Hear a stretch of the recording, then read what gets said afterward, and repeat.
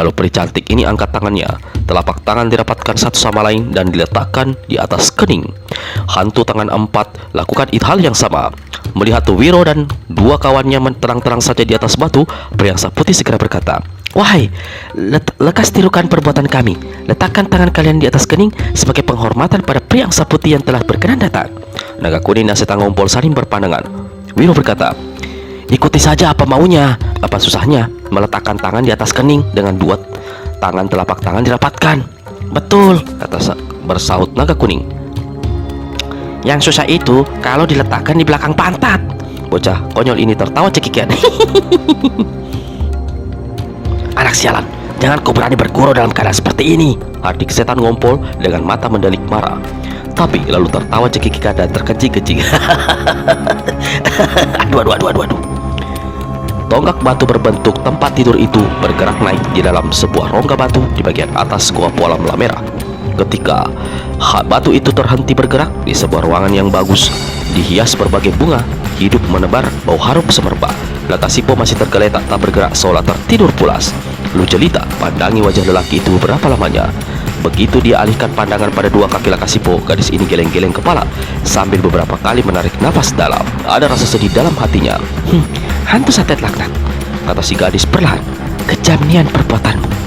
Orang yang membayarmu sudah menemui ajal, tapi bekas kejahatanmu tidak akan hilang. Sampai kapan? Sampai tahun?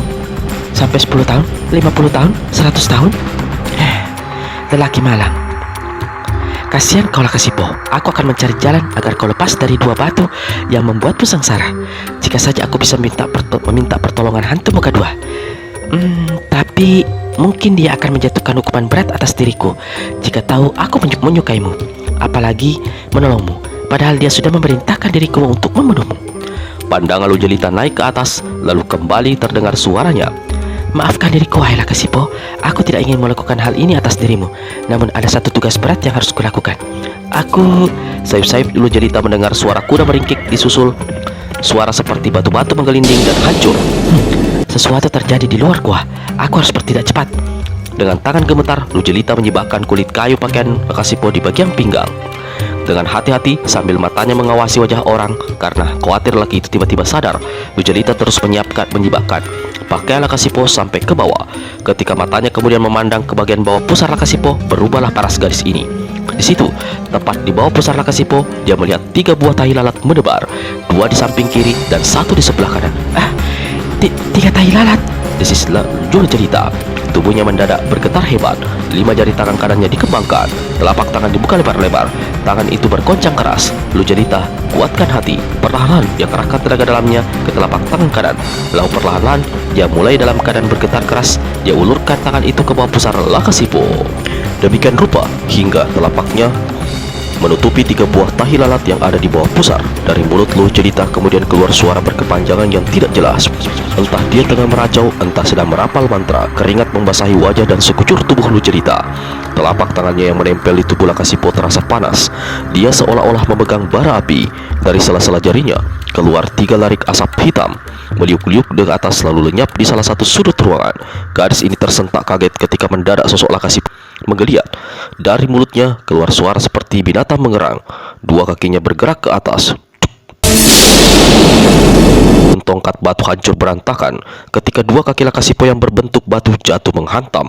Lu Jelita tiba-tiba menjerit, bukan karena hancurnya tonggak batu yang jadi ketiduran, tapi karena melihat ada darah mengucur keluar dari hidung, mulut dan telinga, bahkan pinggiran mata Lakasipo. "Wahai, apa yang terjadi? Matikah dia? Aku tak bermaksud membunuhnya, Lakasipo. Aku tidak bermaksud membunuhmu, Lakasipo!" teriak Lu Jelita. Diguncangnya tubuh lelaki itu. Dia seperti hendak menangis. Lalu kepalanya diletakkan di dada Lakasipo, telinganya ditempelkan di arah jantung. Masih ada suara detakan. Dia masih hidup." Lu Jelita sesaat menjadi lega. Dia tanggalkan serangkaian bunga-bunga yang melingkar di pinggangnya.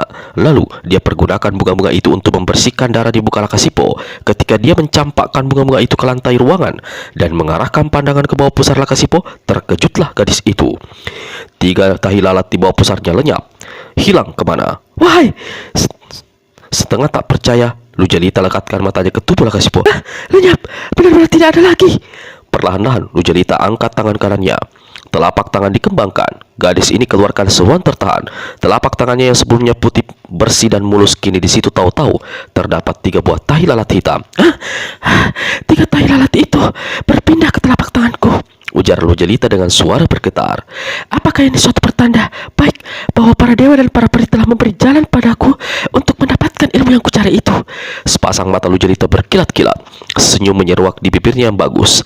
Berulang kali tangan kirinya mengusapi telapak tangan. Kini ada 3 buah tahi lalat itu. 3 tahi lalat, desis si gadis. Aku masih harus mencari 18 lagi. Wahai, berarti aku harus mendapatkan 6 laki-laki. Lu Jelita alihkan pandangannya pada Lakasipo. Lu Jelita, di mana kau? Lu Jelita! Tiba-tiba terdengar suara teriakan orang di bawah sana. Lu Jelita tercekak kaget. Wahai, itu suara hantu muka 2. Bagaimana dia bisa sampai kemari secepat itu? Wajah Lu Jelita berubah. Dia pasti marah besar jika dia tahu. Terdengar suara benda hancur. Lu Jelita pegang dada Lakasipo dengan tangan kiri, sementara tangan kanan mengusapi kening dan rambut lelaki itu. Wahai Lakasipo, sebenarnya aku tidak ingin meninggal kamu dalam keadaan seperti ini, tapi aku harus pergi. Di lain hari aku akan mencarimu lagi. Orang gagah, biar ku tinggalkan separuh hatiku dalam hatimu. Lu Jelita usap dadanya dengan tangan kanan, lalu tangan itu diusapkannya ke dada Lakasipo. Aku pergi Lakasipo, kau akan aman di tempat ini. Tak ada satu kekuatan pun yang sanggup menerobos masuk ke dalam tempat ini. Hantu muka 2 sekalipun tak punya kemampuan. Sesaat si gadis pegangi wajah Lakasipo dengan kedua tangannya. Lalu dia bangkit berdiri dan berkelebat ke sudut ruangan sebelah kiri. Sebuah celah membuka di dinding batu. Lu Jelita cepat menyelinap masuk ke dalam celah itu. Begitu dia menghilang, celah itu menutup kembali. Tak lama setelah Lu Jelita pergi, sosok Lakasipo di atas batu tampak bergerak. Matanya terbuka. Wahai, di mana aku? Apa yang terjadi dengan diriku? Lakasipo memandang berkeliling. Lalu matanya perhatikan dirinya sendiri. Memandang ke bawah, hatinya bertanya-tanya. Dia melihat sesuatu kelainan, namun sulit menduga apa yang terjadi. Wahai, mengapa pakaianku di sebelah bawah berkeadaan seperti ini? Apa yang terjadi? Lakasipo usap perutnya. Ada satu kelainan, tapi aku tidak tahu pasti kelainan apa. Saat itu Lakasipo tidak menyadari bahwa 3 buah tahi lalat yang sebelumnya ada di bawah pusarnya kini telah lenyap. Yang diingatnya kemudian justru adalah gadis itu. Lu Jelita, ucapnya perlahan. Lu Jelita, di mana kau? Lakasipo bangkit dan duduk di atas batu. Kaki kanannya jatuh ke lantai. Lantai ruangan bergetar dan remuk tertimpa kaki batu Lakasipo. Tidak sengaja kaki itu menggeser bagian tengah sebelah bawah tonggak batu di mana justru terletak alat rahasia untuk menurunkan batu itu. Terdengar suara berdesir. Batu di mana Lakasipo terduduk perlahan-lahan turun ke ruangan bawah. Di ruangan bawah ini telah menunggu hantu muka 2. Kita kembali dulu pada beberapa saat sebelum Lu Jelita dan Lakasipo masuk ke dalam gua dan naik ke ruangan yang penuh dengan bunga-bunga. Hujan telah lama reda. Lu Tinti masih duduk di punggung kuda kaki 6 menahan dingin. Setelah sekian lama menunggu dan Lakasipo tidak juga muncul, timbul rasa was-was dalam hati gadis cantik berkulit hitam manis ini. Jangan-jangan terjadi apa-apa dengan lelaki itu. Sifat Lu Jelita tidak bisa diduga. Waktu di tepi telaga jelas kulihat ada rasa cemburu terhadap pria angsa putih. Pertanda dia menyukai lelaki itu. Kalau sampai terjadi sesuatu, bagaimana dengan diriku? Lu Tinti usap-usap kudu basah kaki 6 lalu berkata, Kuda hitam berkaki 6, kau tunggulah di sini. Aku akan melihat ke dalam gua. Kaki 6 putar lehernya dan julurkan lidahnya seraya mengedipkan mata, seolah mengerti ucapan si gadis. Lu Tinti bergerak turun. Namun baru saja kakinya menyentuh tanah, tiba-tiba ada sambaran angin dan tahu-tahu sesosok tubuh yang memiliki kepala bermuka 2 telah tegak menyeringai di hadapannya. Hantu muka 2, wahai! Paras Lu Tinti berubah pucat perlahan, pertanda takut. Lu Tinti, kata hantu muka 2 berulang kali, seraya geleng-gelengkan kepala. Saat itu wajahnya adalah wajah lelaki separuh baya, putih di sebelah depan dan hitam pekat di sebelah belakang. Jauh sekali perjalananmu sampai ke sini, dan agaknya barusan kau menunggangi kuda hitam berkaki 6. Wahai, tidak ada aku sangka kau punya hubungan dengan pemilik kuda ini. Wahai mata-mataku, kau mengkhianati diriku. Kau tahu Lakasipo adalah salah seorang yang masuk dalam daftar kematian yang telah kutentukan. Tangan kanan hantu muka dua menjambak rambut basah Lutinti. Demikian kerasnya jambakan itu hingga banyak rambut yang tercabut. Lutinti terpikir keras kesakitan. Wahai hantu muka dua, tidak ada niat mengkhianatimu. Sewaktu terjadi bencana di Telaga Situ Hitam, saya sempat jatuh pingsan. Ketika siuman, ternyata saya dan 4 gadis telah diselamatkan oleh Lakasipo. Kalau lelaki itu tidak menolong, niscaya kami semua bakal menemui kematian. Kami tidak tahu di mana kau berada. Karena Lakasipo menjadi tuan penolong, maka kami hanya bisa menyerahkan diri padanya. Bagus. Bagus betul perbuatanmu, Lutinti, kata hantu muka dua dengan suara keras menghardik. Kemana perginya 4 gadis itu? Why? Aku tidak melihat mereka seorang pun di tempat ini. Mereka kembali ke kampung masing-masing setelah Lakasipo membawa mereka, menerangkan Lutinti. Hantu muka dua menyeringai. Nasibmu rupanya beruntung. Lakasipo mau membawamu. Pasti kau sudah ditidurinya. Mengaku. Masih dijambak, Lutinti gelengkan kepala. Tidak, wahai hantu muka dua, kami tidak berbuat apa-apa. Lakasipo tidak. Perempuan laknat. Siapa percaya pada ucapanmu? Aku tahu lelaki macam apa adanya Lakasipo. Kau pantas menerima hukuman dariku, wahai Lutinti. Saat bicara penuh amarah itu, muka hantu muka dua depan belakang berubah menjadi muka raksasa angker menggidikan. Tangannya yang menjambak Lutinti bergerak. Lutinti menjerit keras dan panjang. Rambut hitam bagus di kepala gadis itu hampir tercabut keseluruhannya dari kulit kepalanya. Kepala Lutinti nyaris botak dan darah mengucur dari kulit yang luka. Gadis malang itu terhantar di tanah mengerang berkepanjangan. Masih beringas, hantu muka dua jongkok di samping Lutinti seraya mencekal lengan gadis itu. Dengar Lutinti, aku tidak akan membunuhmu, tapi aku tidak segan-segan menanggalkan tanganmu ini. Ampun, jangan lakukan itu, ayah hantu muka dua. Jerit Lutinti ketakutan setengah mati. Hantu muka dua tertawa mengekeh. Kalau begitu, lekas beritahu, apakah Lakasipo datang ke gua ini mencari lu jelita? Betul sekali, wahai hantu muka dua, jawab Lutinti, lalu suaranya putus berganti erangan. Sesaat kemudian baru dia menyambung. Menurut Lakasipo, lu jelita yang memintanya datang ke gua ini. Muka seram depan belakang hantu muka dua mengerit. Taring-taringnya mencuat. 4 bola matanya yang berbentuk segitiga memancarkan sinar hijau. Kekasihku, wahai, apa kau juga telah jadi pengkhianat? Lu jelita, di mana kau dulu jelita? Hantu muka dua mendongak ke langit lalu berteriak keras. Gaung suaranya menggetarkan kawasan Bukit Batu. Lu jelita, di mana kau? Rambut hitam panjang Lutinti yang sejak tadi digenggamnya dicampakkannya ke tanah. Dengan kaki kanannya ditendang pinggul gadis ini hingga terpentar bergulingan. Wahai, kalau saja aku tidak punya pantangan membunuh, sudah kuhabisi nyawamu. Masih belum puas, kembali dia hendak menendang gadis yang sudah tidak berdaya dan cedera berat itu. Namun tiba-tiba terdengar ringkik keras kaki 6. Kuda raksasa milik Lakasipo ini menerjang. 2 kaki depannya menderu ke kepala dan perut hantu muka dua. Binatang keparat, kau minta aku gebuk, mampus! Bentak hantu muka dua marah. Sambil melompat setinggi 2 tombak, dihantamkan tangan kanannya ke kepala Lakaki 6. Sesaat lagi pukulan itu akan menghancurkan kepala sebelah kiri kuda berkaki 6 itu. Mendadak 2 mata sebelah depan hantu muka dua sempat melihat bagian bawah di antara 2 kaki belakang binatang tersebut. Wahai! Hantu muka dua berseru kaget. Dia cepat tarik pukulan mautnya. Binatang celaka ini ternyata seekor kuda betina. Walau cuma binatang, dia tetap adalah perempuan. Aku tidak berani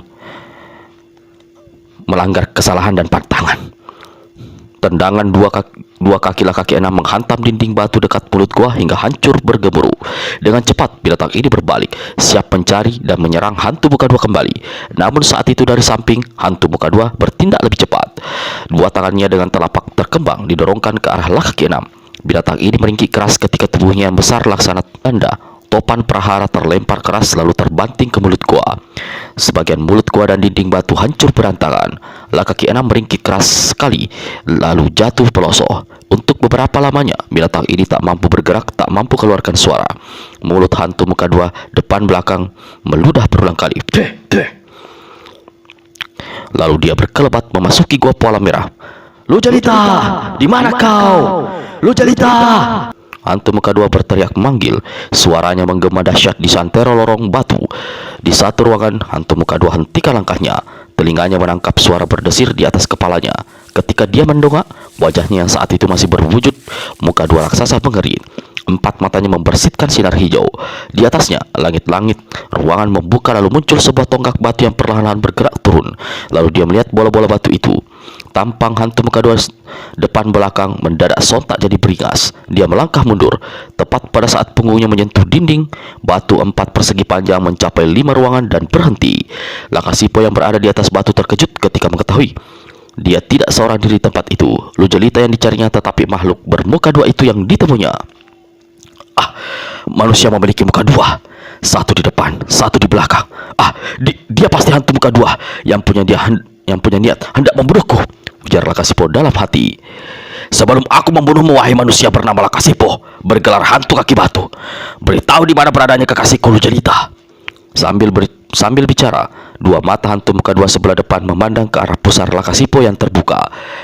Sebelum aku menjawab, ingin aku tahu sebab lantaran apa kau yang dinamai hantu muka dua inginkan nyawaku, menukas Lakasipo. Dua mulut hantu muka dua tertawa bergerak. Lalu dengan garang dia membantah, hantu kaki batu, jika tubuh kasarmu tidak mau memberitahu, biar nanti rohmu yang akan kutanya di mana beradanya Lu jelita. Sekarang bersiaplah menerima kematian. Habis berkata begitu, hantu muka dua keluarkan suara meringkik seperti kuda. Melihat hantu muka dua dengan tangan kanannya dipukulkan ke depan. Tak ada kiblatan sinar, tak ada sambaran atau cahaya. Namun tahu-tahu Lakasipo merasa ada satu kekuatan dahsyat melabrak dirinya. Tangan hantu tanpa suara, teriak Lakasipo yang pernah mendengar ilmu kesaktian yang dimiliki lawan, tapi baru sekali ini melihat dan merasakannya. Cepat-cepat lelaki disingkirkan diri sampai 2 tombak ke samping. Sebagian batu 4 persegi panjang dan dinding di belakang Lakasipo hancur berantakan. Asap aneh bercampur dengan kepingan serta hancuran batu berbentuk bubu memenuhi ruangan dalam gua pualam merah itu, menutupi pemandangan. Lakasipo cepat tutup jalan pernafasannya. Sesaat dia menunggu. Begitu melihat bayangan hantu muka dua di depan sana, dia segera menghantam dengan pukulan sakti bernama 5 kutuk dari langit. 5 larik sinar hitam menyambar ke arah hantu muka dua. Ini adalah satu pukulan sakti yang bukan saja membuat lawan menjadi gosong sekujur tubuhnya, tapi tubuh yang terkena hantaman pukulan ini akan menjadi ciut atau mengkerut. Siapa di negeri rata silam yang tidak mengenal kehebatan dan keganasan ilmu ini? Namun hantu muka dua ganda tertawa ketika melihat 5 larik sinar maut yang datang ke arahnya itu. Setengah tombak lagi, sinar itu akan menghantam tubuhnya. Tiba-tiba hantu muka dua membuat gerakan aneh. Tubuhnya berputar laksana gasing. Bersamaan dengan itu, mulutnya depan belakang meniup keras. Fuss! Suara tiup letupan keras dan berkepanjangan menggetarkan ruangan batu. Bersamaan dengan itu, muncul asap merah bergulung-gulung berbentuk kerucut kecil di bawah melebar ke sebelah atas. Gulungan asap merah ini bukan saja membentengi diri dari pukulan 5 kutuk dari langit, tetapi sekaligus secara aneh menyedot 5 larik sinar hitam pukulan sakti yang dilepaskan Lakasipo. Lakasipo berseru kaget ketika merasakan tubuhnya tertarik dan hampir tersedot masuk dalam gulungan sinar merah berbentuk kerucut. Dengan cepat dia kerahkan seluruh tenaga dalam, lalu kaki kanan yang terbungkus batu berbentuk bola ditendangkan ke depan, melepaskan tendangan yang disebut kaki roh penghantar maut. Dan hitam menderung. Ruangan batu dalam gua pualam merah itu bergetar hebat. Beberapa bagian langit-langit batu runtuh dan dinding goa yang retak pecah. Lantai muncat ambrol. Untuk kedua kalinya, tempat ini tertutup oleh asap dan hancuran batu-batu. Ketika keadaan kembali terang, kelihatan Lakasipo duduk di sebelah satu ruangan. Kaki kanannya yang tadi dipakai menendang kini berada dalam keadaan kaku dan berat, tak bisa digerakkan. Dadanya sesat membuat dia sulit bernafas, sementara kepalanya berdenyut sakit dan pemandangannya berkurang-kurang. Dari sela bibirnya mengucur darah kental. Tubuhnya sebelah kanan mulai dari pipi sampai paha kelihatan kemerah-merahan. Salah satu bagian dari bola batu yang membungkus kakinya hancur. Beberapa langkah di depan Lakasipo, hantu muka dua kelihatan tegak dengan tubuh bergeletar, bergoyang-goyang. Makhluk bermuka dua ini keluarkan suara mengerang dan cepat kuasai dirinya. Dua mulutnya menyerengai lalu dia mengerit seperti menahan sakit. Ketika dia memandang ke dada kirinya, kagetlah hantu muka dua. Serta-merta dua muka raksasa di kepalanya berubah menjadi wajah dua kakek yang pucat pasi. Di dada kirinya menancap pecahan runcing batu yang berasal dari bola kaki kanan Lakasipo. Lakasipo jahanam! Teriak hantu muka dua marah sekali. Dua wajahnya kembali berubah membentuk tampang raksasa. Sinar hijau membersit dari 4 bola matanya yang yang berbentuk segitiga. Dengan tangan kirinya, dia cabut pecahan batu yang menancap di dada kirinya, lalu dilemparkannya ke arah Lakasipo. Dalam keadaan tak mampu menggerakkan kaki kanan, Lakasipo pergunakan kaki kiri untuk menangkis serangan batu runcing yang mengarah ke kepalanya. Trak! Batu runcing hancur berantakan begitu beradu dengan bola batu yang membungkus kaki kiri Lakasipo. Walau selamat, namun seperti yang terjadi dengan kaki kanannya, kembali Lakasipo merasakan kaki itu menjadi berat dan kaku hingga tak bisa digerakkan. Kini Lakasipo benar-benar jadi tidak berdaya. Ketika hantu muka dua melangkah mendekatinya, dia tidak mampu berdiri. Dengan cepat dia kerahkan tenaga dalam ke tangan kiri kanan, menjaga segala kemungkinan, mempersiapkan pukulan 5 kutuk dari langit. Akan tetapi, hantu muka dua bertindak lebih cepat. Dari dua matanya di sebelah depan melesat 2 larik sinar hijau berbentuk segitiga panjang. Inilah serangan maut yang disebut hantu hijau penjungkir roh. Konon ilmu kesaktian ini dulunya dimiliki oleh seorang dedengkot hantu di negeri Latala Silam disebut dengan hantu lumpur hijau.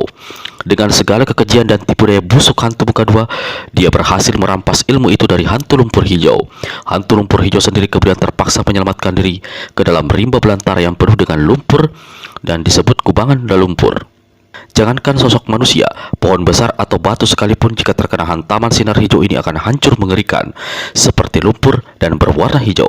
Lakasipo masih berusaha menangkis dan menghantam dengan pukulan 5 kutuk dari langit seraya miringkan tubuh ke samping. Namun tidak ada gunanya. Hantu muka dua tertawa mengekek. Hanya sesaat lagi 2 larik sinar hijau yang keluar dari mata hantu muka dua akan menamatkan riwayat Lakasipo. Tiba-tiba berkelebat satu bayangan putih. Hantu muka dua merasakan tubuhnya bergetar oleh sambaran angin. 2 kakinya tersurut 1 langkah. Meski demikian, 2 larik sinar hijau yang dilepaskannya menghantam tidak bisa ditahan. Dinding batu dalam goa Puala Merah untuk kesekian kalinya hancur berantakan. Namun kali ini lebih dahsyat dan lebih mengerikan. Pada dinding terlihat 2 buah lubang besar berwarna kehijauan. Pinggiran lubang laksana lele. Di lantai goa bertaburan pecahan-pecahan batu yang telah berubah menjadi hijau dan lunak seperti lumpur. Hantu muka dua berseluruh kaget dan juga marah karena ketika dia memandang di depan memastikan sosok Lakasipo alias hantu kaki batu telah lumat menjadi lumpur hijau. Ternyata Lakasipo tidak ada lagi di tempat itu. Jadam! Teriak hantu muka dua, marah. Muka raksasanya menjadi semerah parah. Taring-taring mencuat keluar dari mulutnya dan 2 pasang matanya seperti mau melompat dari rongganya. Siapa yang minta mampus berani mencampuri urusan hantu muka dua? Hantu muka dua bantingkan kaki kanannya hingga lantai goa yang sudah hancur di sana sini itu kini melesak sedalam 1 jengkal. Kemarahan hantu muka dua mendadak sontak berubah menjadi rasa kaget ketika dia palingkan mata. Sebelah belakangnya dia melihat satu sosok tegak sejarak 6 langkah di seberang sana. Sosok aneh ini berupa seorang perempuan muda berparas cantik, mengenakan pakaian terbuat dari bahan menyerupai sutra tipis. Sekujur sosoknya bergoyang-goyang seolah dirinya terbuat dari asap atau hanya berupa bayang-bayang samar. Namun saat demi saat sosok dan wajah perempuan ini semakin nyata. Dia berdiri sambil mendukung Lakasipo yang berada dalam keadaan setengah sadar setengah lupa diri. Sepasang matanya menatap dingin tak berkedip ke arah hantu muka dua. Hah, sulit aku percaya, kata hantu muka dua. Wahai, apa betul aku melihat Loh Rinjani, pengantin muda, istri yang dikabarkan telah tewas bunuh diri di jurang Bukit Batu Kawin puluhan tahun silam? Mulut perempuan cantik yang mendukung Lakasipo terbuka. Dia memang adalah penjelmaan Loh Rinjani, istri Lakasipo yang telah meninggal bunuh diri puluhan tahun silam dan bisa muncul seperti itu berkat kekuatan sakti yang diberikan para dewa dan para peri. Kau melihat diriku, kau tidak buta. Wahai, apa yang kau lihat itulah kenyataan yang ada. Kau mendengar suaraku. Wahai, apa yang kau dengar itulah kenyataan yang ada. Loh Rinjani, kau muncul secara tidak wajar. Di negeri ini sudah lama terjadi ketidakwajaran, menukas Loh Rinjani. dan kau adalah biang racun segala ketidakwajaran itu. Kau menebar kekejian, tipu dan mengumbar nafsu. Kau merasa berbangga diri dengan julukan hantu segala keji, segala tipu dan segala nafsu.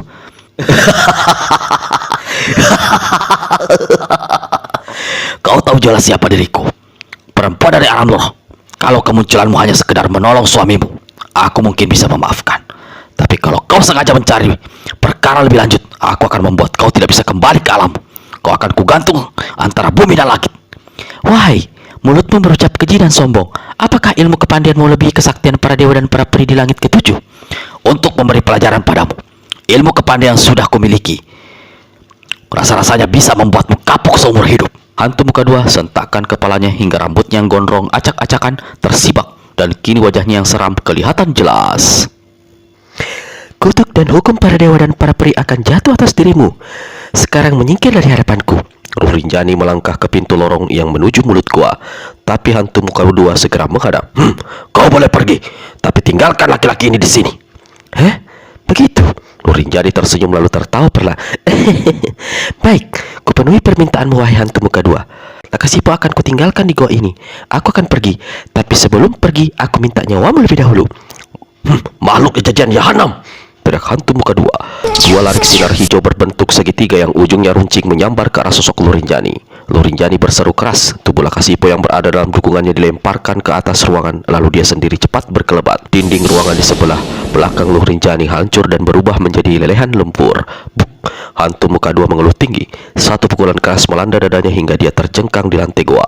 Sambil menahan sakit, dia cepat melompat berdiri lalu menerjang ke arah Luh Rinjani. Namun yang diserang seolah ditelan bumi lenyap dari hadapannya. Di lain kejap, saat kembali terdengar suara puk, kali ini punggung hantu muka dua yang jadi sasaran hingga dia terbanting ke dinding goa. Di saat yang sama, tubuh Lakasipo yang tadi dilemparkan ke atas begitu jatuh dengan cepat disambut oleh Luh Rinjani. Apa yang terjadi? Lakasipo bersuara. Rupanya lelaki ini sudah sadarkan diri. Dia terkejut sekali ketika dapatkan dirinya berada dalam dukungan seseorang. Dan ketika dia memandang ke atas memperhatikan wajah si pendukung, tambah kagetlah Lakasipo. Luh Rinjani, wahai, apa yang terjadi? Lakasipo cepat melompat turun dari dukungan Luh Rinjani. Gua Pualam Merah bergeletar keras begitu kedua kaki batunya menginjakkan lantai goa. Pada saat pandangannya membentur sosok hantu muka dua, lelaki ini segera sadar apa yang telah terjadi sebelumnya. Hantu muka dua, makhluk keparat, saatnya riwayatmu ditamatkan. Lakasipo menggereng keras. Tubuhnya melesat ke depan. Kaki kanannya menderu ke arah kepala hantu muka dua. Walau dengan mudah hantu muka dua bisa mengelakkan serangan itu, namun hatinya mulai dilanda rasa kecut. Lakasipo tidak mudah mengalahkannya. Sebaliknya, dia merasa mampu membunuh lelaki itu. Namun kehadiran Luh Rinjani membuat keadaan bisa berubah. Bagaimanapun amarah kebenciannya terhadap Luh Rinjani, namun pantangan yang harus dijalaninya tidak memungkinkannya membunuh perempuan itu. Menyadari keadaan ini, hantu muka dua gunakan siasat licik. Serangannya bertubi-tubi diarahkan pada Lakasipo.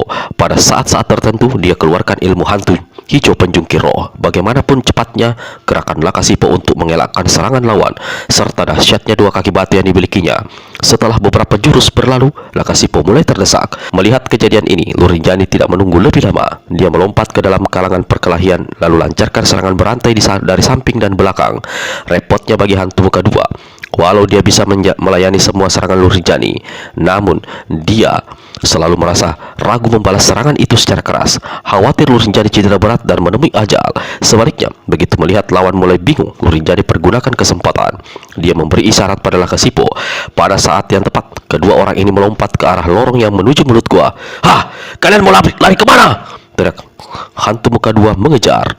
Namun sebelum dia sempat masuk ke dalam lorong batu, Lakasipo dan Luh Rinjani telah lebih dahulu membobol langit-langit dan dinding terowongan hingga runtuh menggemuruh dan menutup jalan menuju mulut gua. Jahanam, apa kalian mengira aku tidak bisa menembus reruntuhan batu-batu ini? Teriak ratu hantu muka dua marah. Dua tangannya didorong ke depan, mulutnya meniup. Buntalan gelombang angin dahsyat menderu. Batu-batu yang menutupi lorong gua mencelat bermentaran. Hantu muka dua cepat melesat di sepanjang reruntuhan lorong. Namun ketika dia sampai di luar gua Pualam Merah, Lakasipo dan Luh Rinjani tidak kelihatan. Kuda hitam berkaki 6 dan Luh Tinti juga tidak ada lagi di tempat itu. Hantu muka dua menggeram marah. Luh Derita, Luh Tinti, perempuan-perempuan pengkhianat, aku memang tidak bisa membunuh kalian, tapi awas, pembalasanku lebih sakit daripada kematian. Kalian berdua akan kusiksa sepanjang zaman. Tempat penyiksaan seperti ruang obor tunggal kelak akan menjadi bagian kalian. Kembali ke puncak bukit berumput biru, pendekar 212 Wiro Sableng, naga kuning, dan setan ngompol menunggu dengan hati berdebar. Mereka memandang ke langit tinggi, di mana mereka melihat ada satu titik merah bergerak turun dari langit dari arah timur. Aku ingin sekali cepat-cepat melihat bagaimana rupanya peri sesepuh yang mau menolong kita itu, bisik naga kuning. Pasti sangat cantik dan paling cantik di antara semua peri yang pernah kita lihat. Kita sudah menyaksikan cantiknya peri angsa putih, sudah melihat wajah peri bunda. Peri sesepuh yang jadi pimpinan segala peri pasti cantiknya selangit tembus. kata setan ngompol pula. Titik merah yang turun dari langit makin lama semakin besar. Hantu tangan 4 menatap dengan mata dibesarkan dan tak pernah berkedip. Ketika titik itu membentuk besarnya telur ayam, hantu tangan 4 pergunakan 2 tangan mengusap mukanya. Saat itu juga mukanya yang tadi rata berubah menjadi satu wajah amat mengerikan. Rambutnya sebelumnya putih kini menjadi merah darah, tegak kaku, dan dari sela rambut kelihatan asap merah mengepul. Lalu 2 matanya yang besar mencuat dan kini seolah tergantung di luar rongga. Hidungnya yang semula rata kini tinggi, panjang, dan bengkok. Bibirnya berwarna biru pekat, gigi-giginya berubah panjang dan lancip. Perubahan lain yang membuat keadaan tambah angker adalah jumlah tangannya yang kini menjadi 4. Kalian lihat, hantu tangan 4 telah merubah tampangnya, memberitahu Wiro pada naga kuning dan setan ngompol. Kalau naga kuning hanya melirik dengan rasa ngeri, sebaliknya setan ngompol yang langsung terkencing karena kaget. Di langit, benda merah berkilauan tadi semakin membesar. Hantu tangan 4 kembangkan 2 tangan di depan dada. Dengan telapak tangan terbuka menghadap ke langit. 2 tangan lainnya diluruskan ke samping ke telinga kiri kanan. Lalu dari mulutnya keluar suara seperti orang membaca jampai-jampai terus-menerus, tidak henti-hentinya. Mukanya yang mengerikan kelihatan bertambah angker. Seperti tadi, 2 matanya memandang ke langit, tidak pernah berkedip. Kira-kira 50 tombak benda merah tadi berada di atas bukit rumput biru. Bentuknya mulai jelas. Ternyata benda itu adalah sosok seorang perempuan berpakaian merah yang duduk di atas sebuah batu pualam berwarna merah. Ujung pakaiannya melambai-lambai panjang dan perlahan-lahan turun ke tanah. Bau harum semerbak memenuhi puncak bukit. Hah, baunya saja sewangi ini. Pasti peri sesepuh ini cantik sekali, bisik setan ngompol sambil menyikut naga kuning. Tubuhnya pasti tinggi semampai, langsing dan dadanya Setan ngompol senyum-senyum sendiri. Semakin dekat sosok merah yang turun di langit itu semakin jelas bentuknya. Ketika sosok ini akhirnya sampai di puncak bukit dan menggantung di udara setinggi 2 tombak, setan ngompol terperangah dan cepat-cepat tekap bagian bawah perutnya. Apa yang diduga dan diucapkan ternyata meleset sangat jauh. Yang bernama Pri sesepuh itu ternyata seorang perempuan bertubuh luar biasa gemuknya. Wajahnya bulat dan selalu keringatan. Hidungnya lebar pesek. Selain dandanannya sangat mencolok, pada pipi kirinya ada sebuah tai lalat selebar telur burung merpati. Dagu dan lehernya tidak kelihatan lagi karena gemuk berlemak jadi satu. Rambut di kepalanya disanggul aneh, diikat dengan sebuah pita merah. Lalu pada telinga kirinya melingkar sebuah giwang besar berbentuk bulat berwarna merah. Tubuhnya yang berbobot telah lebih dari 250 kati itu duduk di atas sebuah kursi batu pualam merah. Dia mengenakan lilitan kain sutra merah. Di bagian atas lilitan kain merah ini tidak menutupi seluruh dadanya yang gemrot hingga ketiaknya tersingkap lebar. Di sebelah bawah kain sutra itu hanya melingkar sampai pertengahan paha, sedang ujungnya bergulung di bagian belakang dan terus menjela ke bawah ke rumput di atas bukit. Ketika sang peri tersenyum, kelihatan giginya yang besar-besar. Kukira yang datang ini bukan peri sesepuh, tapi peri raksasa. Setan ngompol yang kecewa besar karena apa yang diharapkan berbeda dengan kenyataan. Naga kuning tertawa cekikikan, sedang Iem Urit yang Sito Gendeng garuk-garuk kepala pulang balik. Lalu dia cepat berbisik. Hus, bagaimanapun keadaan kita harus bersyukur dan berterima kasih dia mau menolong kita. Jangan bicara yang bukan-bukan dan jangan bicara keras-keras. Kalau sampai terdengar peri gemrot itu, bisa celaka kita jadi orang. Kalau saja kawanmu si Dewa Ketawa atau si bujang gila tapak sakti yang gendut-gendut itu ada di sini, pasti mereka senang sekali melihat peri gemuk itu, menyahuti naga kuning. Setelah mengapung diam di udara beberapa ketika, peri sesepuh dan kursinya bergerak merendah. Pada ketinggian hanya tinggal 1 tombak dari atas bukit, sang peri melayang berputar-putar mengelilingi orang yang ada di atas bukit itu. Pada putaran ke-7 baru dia berhenti tepat di hadapan peri angsa putih dan hantu tangan 4. Lalu perlahan-lahan kursi yang didudukinya turun ke bawah, menjejak ke permukaan bukit yang ditumbuhi rumput biru. Astaga, seru naga kuning dengan mata melotot seraya mengamit Wiro dan setan ngompol. Wiro, setan ngompol, apa yang aku lihat sudah kalian lihat juga? Wiro mengulum senyum, walau merasa jengah, tapi matanya tidak dialihkan dari apa yang dilihatnya seperti barusan dikatakan naga kuning. Setan ngompol sendiri tertegun dengan mata mendelik, menatap ke arah peri sesepuh. Tak bisa keluarkan suara, hanya tenggorokannya saja yang naik turun seperti orang ketulangan. Peri edan, terdengar kembali suara naga kuning. Duduknya nongkrong, aku bisa melihat jelas sekali dari sini. Aku juga, benar-benar gila dia, tidak pakai celana. Mungkin dia tidak punya celana dalam, kata setan ngompol sambil matanya terus mengawasi dan 2 tangannya dipakai mendekap bagian bawah perut. Mungkin di negeri ini memang tidak ada perempuan pakai celana. Celana dalam tidak dikenal di sini. Wiro tertawa bergerak. Dari mana kau tahu? Ujar setan ngompol. Memangnya kau pernah mengintip perempuan di sini mandi? Naga kuning menimpali. Tadi waktu kita menunggu lama, kau bilang mungkin peri itu sedang kencing di sungai. Mungkin benar, selesai kencing, celananya ketinggalan di sungai. Wiro usap matanya yang basah karena tertawa terus-menerus, kemudian melirik pada peri angsa putih, lalu berbisik pada teman-temannya. Lihat peri angsa putih, dia tidak berani memandang ke depan, mukanya bersemu merah. Berarti dia sudah melihat dan tahu kalau peri gemrot itu tidak pakai celana. Terus, coba kalian lihat hantu tangan 4, bisik naga kuning pula. Wiro dan setan ngompol berpaling. Saat itu, hantu tangan 4 sudah tak kedengaran lagi suara racuannya. Tenggorokannya seperti tercekik. Beberapa kali dia batuk-batuk, sedang dua matanya menggerojol keluar tampak bertambah besar dan seperti mau melompat. Memandang lurus-lurus ke arah peri sesepuh yang duduk di kursi batu hanya 4 langkah di hadapannya. Dia pasti sudah melihat, bisik setan ngompol. Pasti, bisik Wiro. Matanya tak berkedip, tenggorokannya dan dadanya turun naik. Di pinggiran mulutnya ada air lalu mengalir. peri angsa putih. Tiba-tiba peri sesepuh membuka mulut. Orangnya seperti raksasa gendut, suaranya seperti tikus menyingsing. Jeletuk naga kuning yang tak bisa diam. Apakah persiapan pelaksanaan permohonan sudah rampung? Peri angsa putih sampai saat itu masih meletakkan dua tangannya di atas kepala, membungkuk sedikit lalu menjawab, Wahai peri sesepuh, pimpinan dan junjungan dari segala peri, pertama sekali kami mengucapkan terima kasih atas kesudian peri untuk turun ke bukit ini untuk menyaksikan permohonan, dan tentunya tidak akan terlaksana tanpa berkah dari peri. Persiapan memang sudah dirampungkan, kami segera akan melaksanakan. Peri sesepuh melirik ke arah hantu tangan 4. Wahai hantu tangan 4, kau sudah siap? Hantu tangan 4 manggut-manggut. Siap, wahai peri sesepuh, katanya kemudian dengan suara tercekik lalu batuk-batuk. Kalau begitu segera laksanakan, kata peri sesepuh sambil angkat tangan kanannya lalu menunjuk ke depan. Naga kuning kembali berbisik. Waktu peri itu mengangkat tangannya, aku melihat ada ijuk berjubalan di bawah ketiaknya. Kau ini, ada saja kau lihat, kata setan ngompol, tapi segera mementang mata melihat ke arah ketiak peri sesepuh. Tunggu dulu. Tiba-tiba peri sesepuh berseru. Tangan kirinya diangkat, tapi tidak menunjuk seperti tadi, melainkan memasukkan ke dalam lubang hidungnya, lalu enak saja dia mengupil sampai matanya merem-melek. Celaka, jangan-jangan peri itu mendengar apa yang barusan kau katakan, naga kuning. Dia pasti marah, ujar Wiro. Setan ngompol langsung terkencing. Sebelum permohonan dilakukan, aku ingin melihat dulu mana 3 makhluk cebol yang ingin minta dibesarkan itu.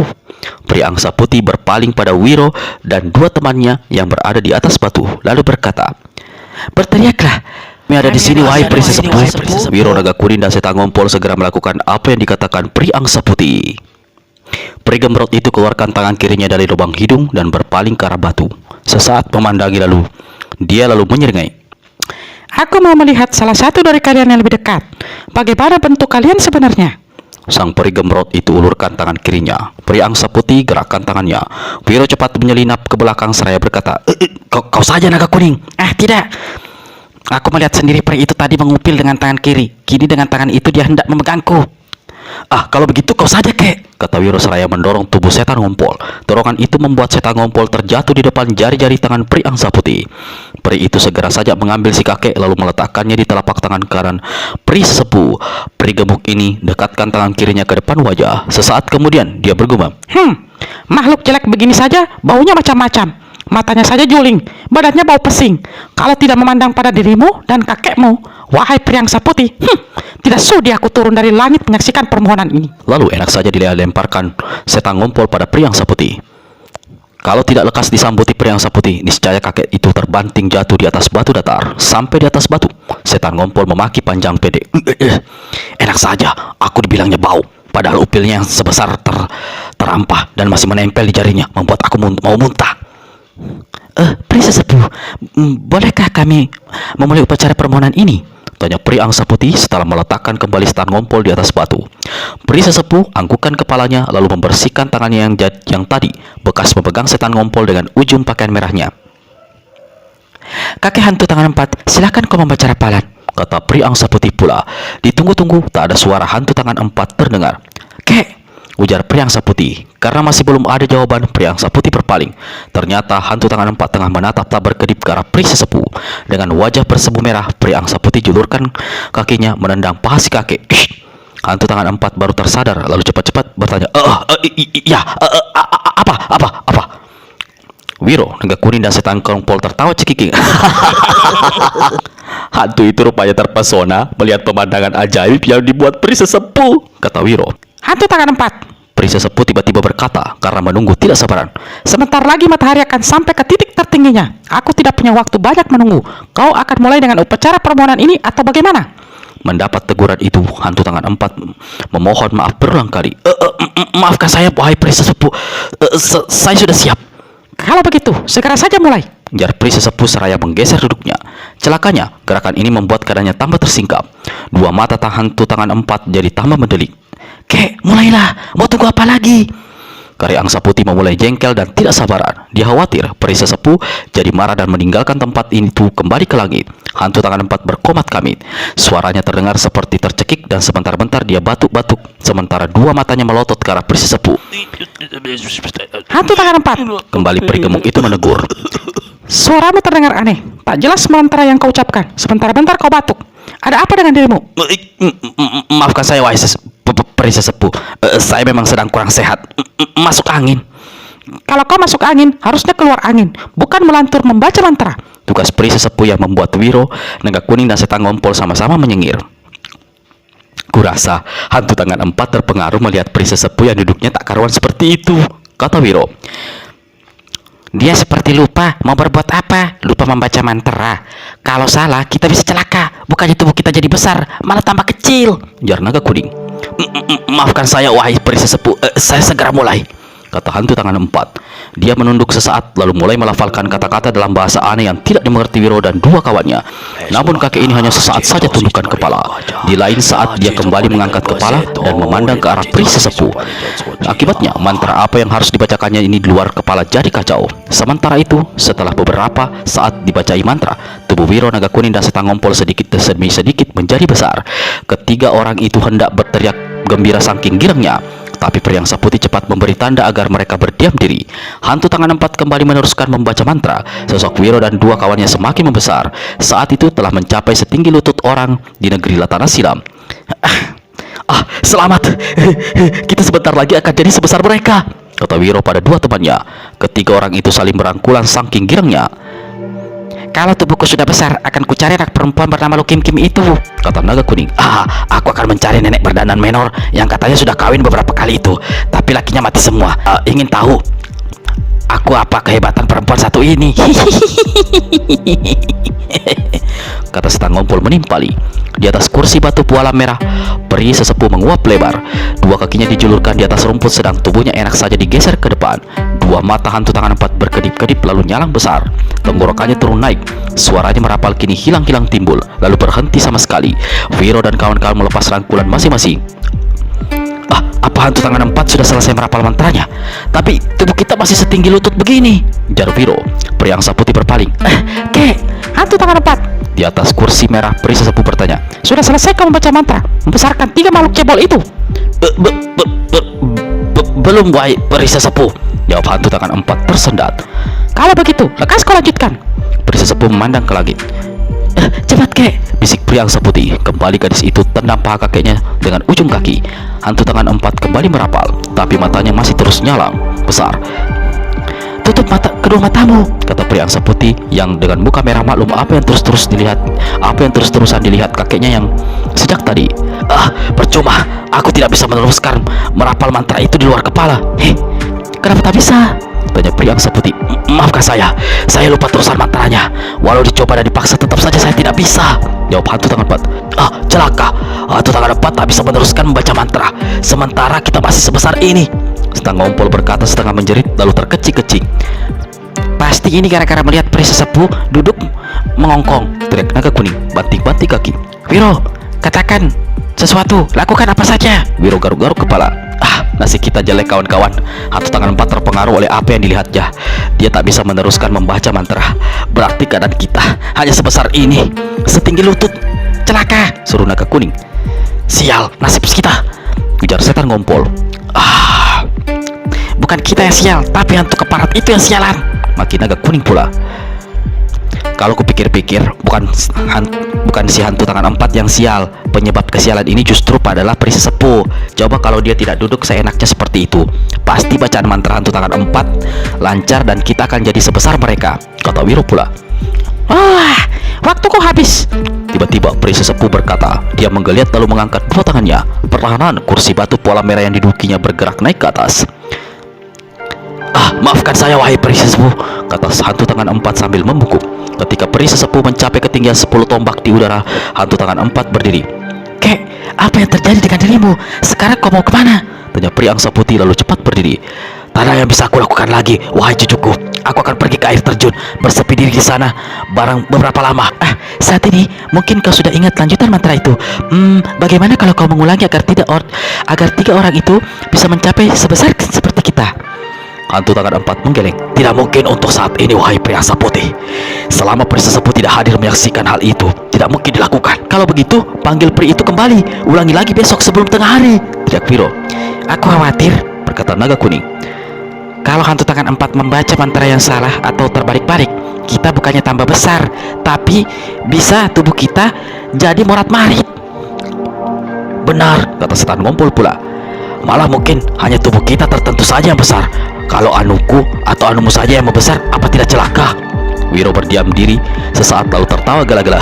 Naga kuning dan setan ngompol ikut tertawa hingga tempat itu menjadi riuh. Hantu tangan 4 berpaling menatap pada ketiga orang yang kini telah berubah menjadi sebesar dan setinggi lutut itu. Perlahan dia usapkan tangan kanannya di depan wajah, serta merta mukanya kembali seperti semula. Wajah seorang kakek tua bermuka rata. Tangannya yang 4 kini menjadi 2 kembali. Lalu tanpa berkata-kata lagi, dia tinggalkan puncak bukit berumput biru itu. Kakek hantu tangan 4, Wiro berteriak memanggil. Hantu tangan 4 hentikan langkahnya dan berpaling. Ada apa? Tanyanya datar. Terima kasih. Bagaimanapun juga kami harus mengucapkan terima kasih padamu. Kau sudah membuat kami tangan, muka, badan, apalagi. Wiro berpaling pada naga kuning. Anu kita, jawab si bocah enak saja. Mungkin karena masih kecewa dengan keadaan tubuh yang tidak seperti yang diharapkan. Ya, kau telah membuat tangan, muka, kaki, tubuh, dan anu kami menjadi lebih besar. Kami benar-benar berterima kasih. Hantu tangan 4 mengangguk, lalu untuk pertama kali menyeruak senyum di wajahnya yang rata itu. Terima kasih kembali. Mudah-mudahan kalian bisa mempergunakan anu kalian sebagaimana mestinya, katanya. Wiro, naga kuning, dan setan ngompol jadi saling pandang lalu tertawa gela-gela. Tidak disangka hantu itu bisa bercanda juga, kata Wiro. Hei, apa yang kalian tertawakan? Tiba-tiba peri angsa putih bertanya sambil duduk di rumput di depan. Kami barusan bicara soal anu, jawab Wiro sambil senyum-senyum. Soal anu? Anu apa? Tanya peri angsa putih. Ditanya seperti itu, kembali ketiga orang itu tertawa gela-gela. Hei, kali ini bicara apa? Apanya yang anu? Tanya peri angsa putih kembali. Ya, anunya si Anu yang sekarang sudah jadi sebesar Anu, saut setan ngompol lalu tertawa gela-gela. Dan tentu saja disertai dengan terkencing-kencing. Jangan lupa like, share, and subscribe terus channel Arfa Ramadan Official. Terima kasih.